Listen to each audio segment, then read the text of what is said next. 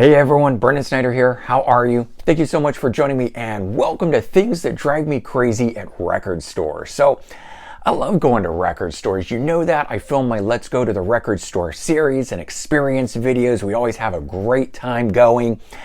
One of my favorite things to do, it's some people might even say it's my happy place, right? We've all heard that before, and record stores sure are that for me. But there's a lot of things that can absolutely drive me nuts that make it not so enjoyable. And the whole process of all of that sometimes can bring the experience down. I'm sure you've been there before. You've walked out of a record store you really wanted to love, but there were just things that drove you nuts about it. So join me as I run through some things that drive me crazy at record stores.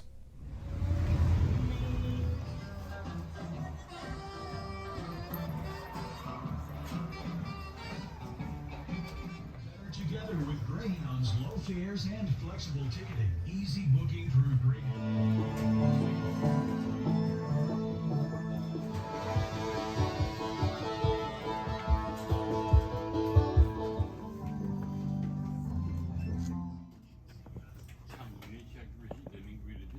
Oh yeah, I just realized you're naked.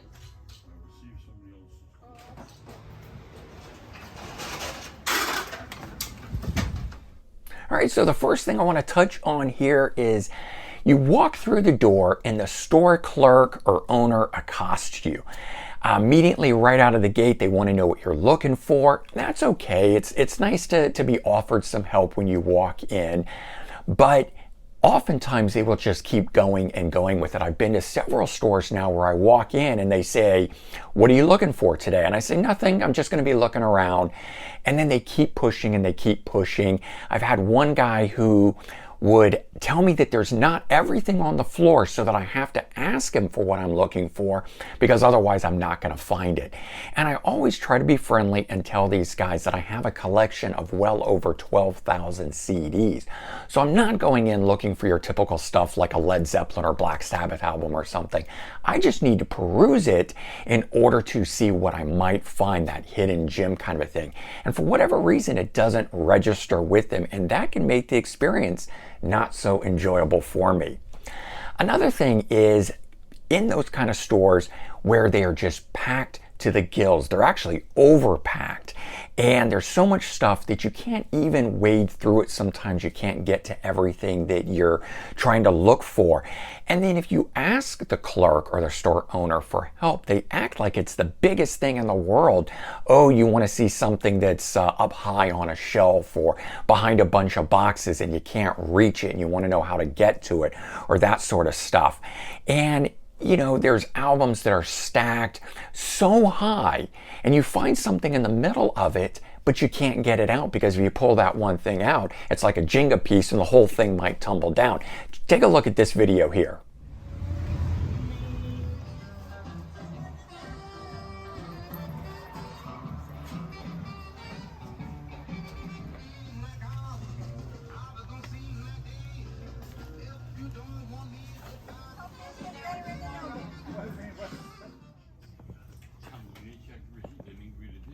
Oh yeah, I just realized you're naked. Oh, that's such a slide. Steve, what are you doing? He's like, Another thing that drives me nuts is the music that gets played in these record stores. And I get that there's a lot of different kinds of music fans out there. They are not all rock fans. I happen to be a rock and metal type person. But there is lots of different stuff, and a lot of these record stores which do focus on rock, hard rock, metal, things of that nature, will just play some of the weirdest things in there. And I sort of feel like the music that should be played in a record store is sort of the same thing that's akin to driving music. Usually driving music is harder, faster, more upbeat, that sort of stuff. But I've been in record stores that just play some of the weirdest stuff like avant-garde jazz and folk and bossa nova music and stuff like that. I don't know. Take a look at this clip and see what you think.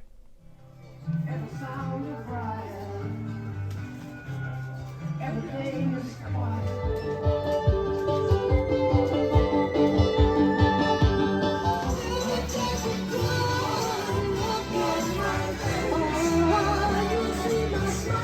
Have an obligation of doing it.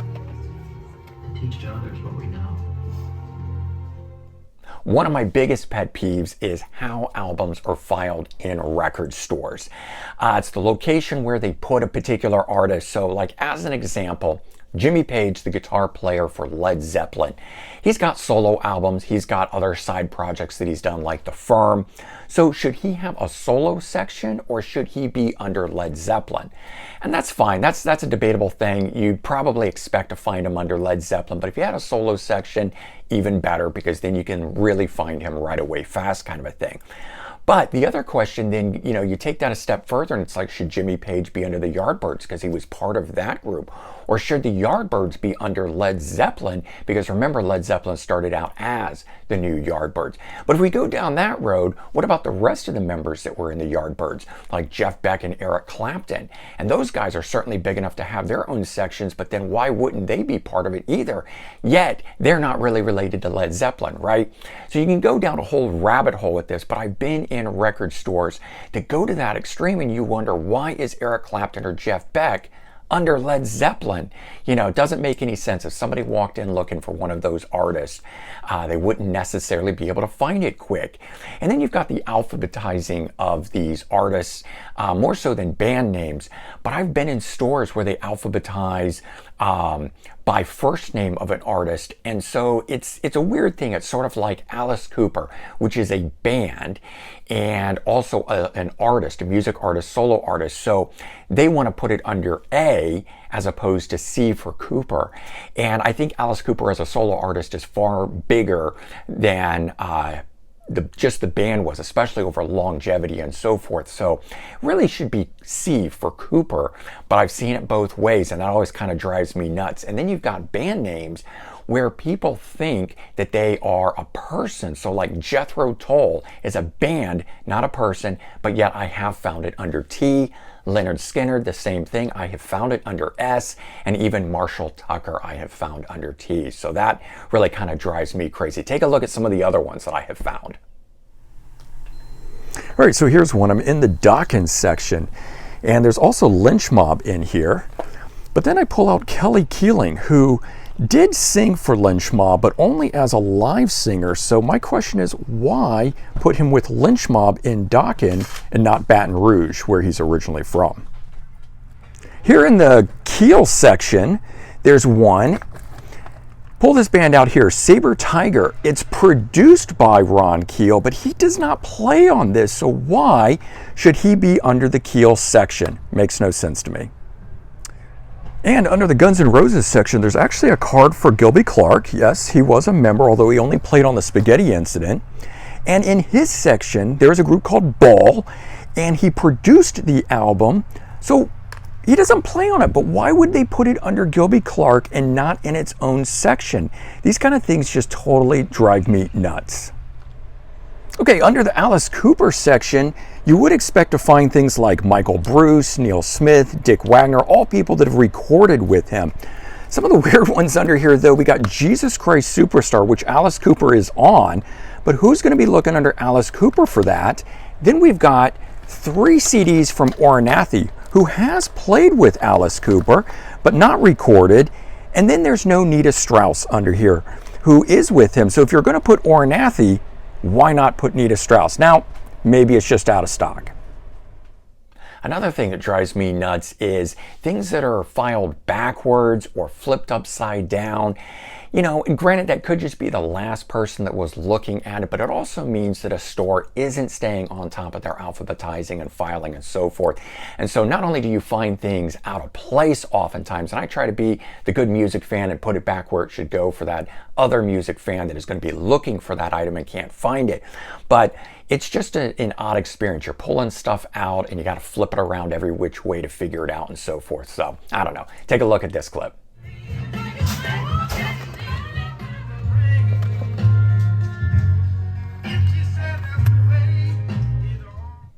And good or bad, sometimes I walk into stores and they just have one big section that's called rock, and then it's everything under the sun in there. And you know, I don't want to spend 3 hours going through it just to find, you know, 10% of a type of music that I'm looking for. But these sections will have rock, which is stuff you'd expect, like Led Zeppelin, the Beatles, Who, under there.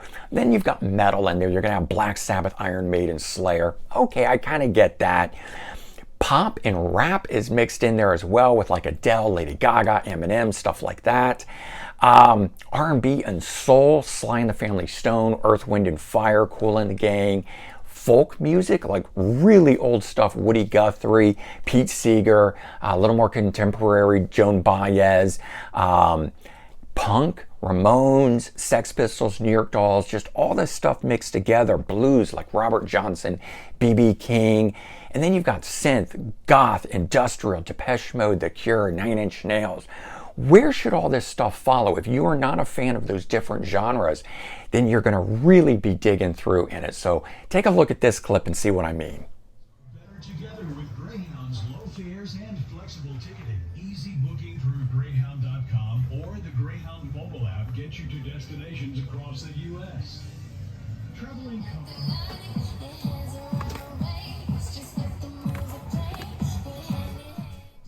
All right, now as we wrap things up here, one of the other things I hate is you pull things out of the section.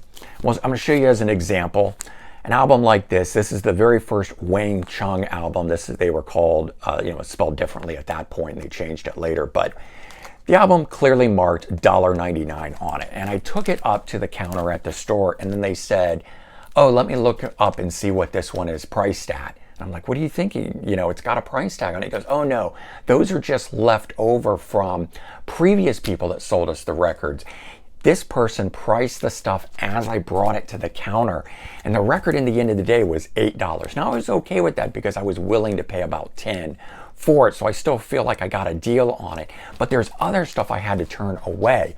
I didn't buy it, and I found it on record later, but I'm using this as an example. The band Trust, and I think they were a French band if I'm not mistaken. Live album here. I picked this up for $8.98 on record. But at that same store that I found the Wang Chung record, I found a CD, and the price on it said $59.99 on it. And I thought, well, that's nuts. That can't possibly be the price. And so they looked it up, and it wasn't the price, but the guy just turns to me and says, well, what do you want to pay for it on it? And I said, well, if you're asking me what I want to pay $10. And he laughed at me and was like, oh no, this is a $45 or $50 record kind of a thing. So I made him a legitimate offer, and I said I'll pay $30 for it because it's rare and it was hard to find. I think it might have even been a Japanese pressing of it. But he wouldn't budge on it. And that CD that I found, that was literally a year ago, and I just returned to that store and I dug through the boxes to see, and it is still there. So in all that time, the person has never sold it, and he would have made a sale on it if he had gone with what I offered, but the guy's going to hold out on it. It's just kind of an odd thing, in my opinion, to not have your stuff priced. All right, and then finally you go up to the checkout counter, you buy all your stuff, and if you're like me, you're buying a bunch of different things, and there's no bags. Now, in New Jersey and New York, and I think maybe even around the country, there is a thing that has passed where in most cases you're not allowed to use plastic bags anymore and stuff like that. But I went somewhere and I bought about 10 CDs and a couple of records, and this was the only bag they had. It barely held the CDs in it, and I still had to carry out the records, which was just very odd to me. And then you have the other instance where it's like no bags, but you have to buy one. So I just have an endless supply now of all of these reusable ones from my favorite record stores. And, you know, give them all a little bit of promotion here, but it's like, how many can I possibly have from these places, and how many have I had to throw out because I just don't need 100 of these things. So a lot of times I try to turn them down unless I really needed to carry this stuff out.